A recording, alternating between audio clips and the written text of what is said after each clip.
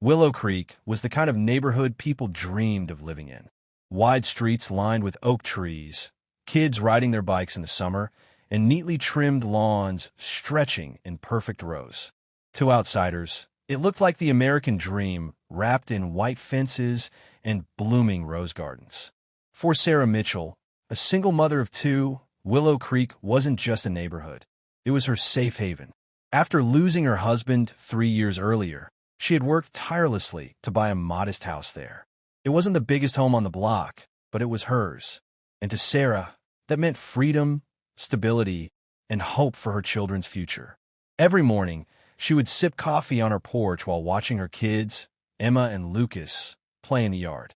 Emma loved tending to the small gardens Sarah had planted, colorful tulips, a patch of lavender, and a few tomato plants. It wasn't extravagant, but it brought joy to the family. The neighbors often smiled as they passed by, telling Sarah how beautiful her little garden looked. But what Sarah didn't know was that not everyone appreciated her charm. Across the street, in a house much bigger than hers, lived Gregory Harlan, the president of the Willow Creek Homeowners Association.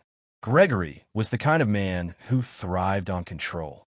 His lawn was perfectly trimmed, his driveway spotless, and his attitude sharper than the hedge clippers he kept polished in his garage. To him, Willow Creek wasn't a neighborhood. It was his kingdom. And as HOA president, he ruled it with an iron fist. At first, Gregory had ignored Sarah's garden. But as the tulips bloomed brighter and Emma's laughter carried across the street, a bitter jealousy crept in. He didn't like things he couldn't control. And Sarah, with her independence and refusal to blend into the uniform perfection he demanded, became a target. One warm spring afternoon, Sarah found a letter taped to her door. The HOA's official logo stamped on the top, the letter read, "Notice of violation. Your front yard contains unauthorized vegetation. Please remove immediately to comply with Willow Creek HOA standards." Sarah blinked at the paper, confused. Unauthorized vegetation? There were flowers and a few tomato plants, not weeds. Shaking her head, she laughed it off, thinking it must be some kind of mistake. But Gregory was watching. From behind his blinds, he smirked as he saw Sarah crumple the letter. He wasn't going to let her slip by so easily. That night, Sarah tucked her children into bed, assuring herself that everything would be fine. She had worked too hard for this home to let anyone intimidate her. But deep down, a knot of unease twisted in her stomach. She didn't yet realize that this was only the beginning of a long and bitter war, one that would test not only her patience, but her strength as a mother, a neighbor, and a homeowner. Willow Creek was about to lose its peace, and Sarah Mitchell was about to learn just how cruel an HOA president could be. The next morning, Sarah woke up to find another letter, this time slipped into her mailbox. The same bold heading glared back at her. Notice of violation. But this one was worse. Failure to remove unauthorized vegetation within 48 hours will result in fines of $250 per day, plus potential legal action by the Willow Creek HOA. Sarah's hands trembled as she read the words. $250 a day? That was more than she made in a week at her part-time job at the community library. Her garden wasn't just flowers. It was a piece of her heart, something she and her kids nurtured together. The thought of tearing it down made her sick. Later that afternoon, she walked across the street to Gregory's house, determined to clear things up. She knocked on his polished oak door. After a moment, Gregory opened it, his sharp blue eyes narrowing. "Mr. Harlan, I think there's been a mistake," Sarah began, forcing a polite smile. "The notice about my garden." "There's no mistake," Gregory cut her off. His voice was cold, rehearsed. "Your yard does not meet community standards. We have a uniform appearance to maintain, and your little farm doesn't fit." Sarah's jaw tightened. Little farm? They were just flowers and tomatoes. "But it's not hurting anyone. The neighbors love it. My kids take care of it every day." Gregory raised a hand. "This isn't a debate, Mrs. Mitchell. The HOA has rules.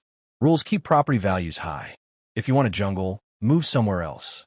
Sarah's cheeks burned with anger. She wanted to argue, to shout that she paid for her home just like everyone else, that her garden wasn't some jungle but a source of joy. But Gregory's smug expression told her he wouldn't listen. As she turned to leave, Gregory added one last jab. Remove it, or pay the price. That night, Sarah sat at her kitchen table, staring at the letter while her children slept upstairs. She couldn't afford fines, and she certainly couldn't afford a legal battle. But giving in felt wrong. Why should she let a man like Gregory bully her? The next morning, a few neighbors stopped by. Mrs. Wilson, an elderly widow from next door, handed Sarah a basket of muffins. Don't let him scare you, dear, she said softly. Gregory's been picking fights for years. He once fined me for having a bird bath. Sarah managed a smile. Knowing she wasn't alone gave her a flicker of strength. But as she looked across the street and saw Gregory standing in his yard, arms crossed like a king surveying his land, that flicker turned into a fire. She wasn't going to back down. Not this time. What Sarah didn't know was that Gregory was already planning his next move, and it was going to get ugly. Within days, Sarah's garden became the center of neighborhood gossip. Some neighbors admired her bravery, whispering that Gregory had finally met someone who wouldn't bow to him. Others, fearful of HOA retaliation, avoided her entirely. Then the fines began. Each morning, Sarah found an envelope in her mailbox. $250, $500, $750. The amount climbed faster than she could breathe. It felt like the walls were closing in, crushing her beneath Gregory's rules.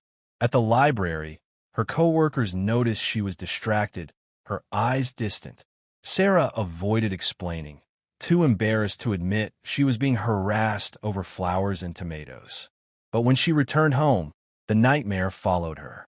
One evening, Emma came running inside with tears streaming down her cheeks. Mom, Mr. Harlan yelled at me. He said we're ruining the neighborhood. Sarah's blood boiled.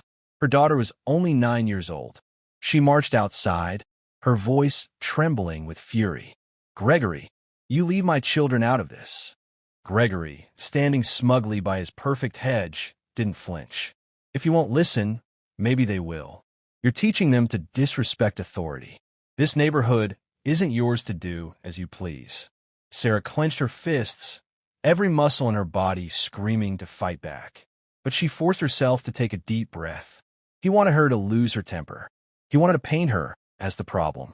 She wouldn't give him that satisfaction. That night, Sarah gathered Emma and Lucas in the living room. We're not giving up, she told them softly. This is our home. No one can take it from us. Lucas, only 6, asked in a small voice, but what if they make us leave? Sarah hugged him tightly, tears stinging her eyes. Then we'll fight. Together. The next morning, Sarah woke up to find another letter, this time slipped into her mailbox. The same bold heading glared back at her. Notice of violation. But this one was worse. Failure to remove unauthorized vegetation within 48 hours will result in fines of $250 per day, plus potential legal action by the Willow Creek HOA. Sarah's hands trembled as she read the words. $250 a day? That was more than she made in a week at her part-time job at the community library. Her garden wasn't just flowers. It was a piece of her heart, something she and her kids nurtured together. The thought of tearing it down made her sick. Later that afternoon, she walked across the street to Gregory's house, determined to clear things up. She knocked on his polished oak door. After a moment, Gregory opened it, his sharp blue eyes narrowing. Mr. Harlan, I think there's been a mistake, Sarah began, forcing a polite smile. The notice about my garden.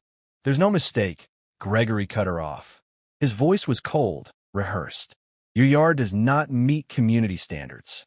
We have a uniform appearance to maintain, and your little farm doesn't fit. Sarah's jaw tightened.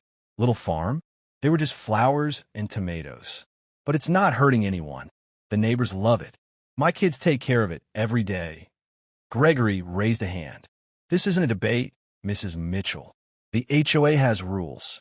Rules keep property values high. If you want a jungle, move somewhere else. Sarah's cheeks burned with anger. She wanted to argue, to shout that she paid for her home just like everyone else, that her garden wasn't some jungle but a source of joy.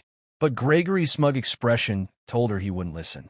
Sarah's mailbox overflowed with fines and warnings, but she refused to back down. Instead of tearing out her garden, she made it bloom brighter. Emma painted a small wooden sign that read, "Hope grows here." Lucas helped water the tulips every evening, proudly telling neighbors, "This is our garden." It wasn't just a patch of flowers anymore. It had become a symbol. One Saturday morning, Sarah walked out to find something shocking. A petition had been slipped under her door. At least 15 signatures filled the page, neighbors who had also suffered under Gregory's unfair rules. Mrs. Wilson was at the top of the list. "He fined me $100 because my wreath wasn't seasonally appropriate," one neighbor confessed. "He threatened to sue me over my mailbox color," another admitted. Sarah's chest swelled with courage. She wasn't alone. That afternoon, she invited everyone over to her front yard. They stood around the little garden, sharing stories of Gregory's bullying tactics. For the first time, the neighborhood was united, not against Sarah, but against him. Word spread quickly, and soon almost half the block had joined the petition. Sarah knew what to do next. Call for a special HOA meeting. According to the bylaws, if enough residents demanded it, the HOA board had to listen. When Gregory received notice of the petition, his fury was visible from across the street. He stormed over, red-faced, and shouted in front of everyone, "You people don't understand. Without strict rules, this neighborhood will fall apart." Sarah stepped forward, her voice calm but steady. "No, Gregory. Without fairness, this neighborhood will fall apart. Rules should protect us, not control us." The neighbors murmured in agreement, some even clapping. For the first time, Gregory's authority cracked. His glare could no longer silence them. Inside, Sarah's heart pounded. She had never spoken against anyone so boldly, but the sight of her children watching proudly from the porch filled her with strength. The battle wasn't over yet, but the tide had shifted. For once, Gregory was on the defensive. As the sun set behind Willow Creek, Sarah knew this fight wasn't just about tulips or tomatoes. It was about freedom, respect, and standing up against injustice. And she was ready for the next round. The night of the HOA meeting arrived. The community hall, usually quiet and half-empty, was buzzing with energy. Neighbors filled every seat, their faces tense but hopeful. At the front, Gregory sat like a king on his throne, gavel in hand, his jaw tight.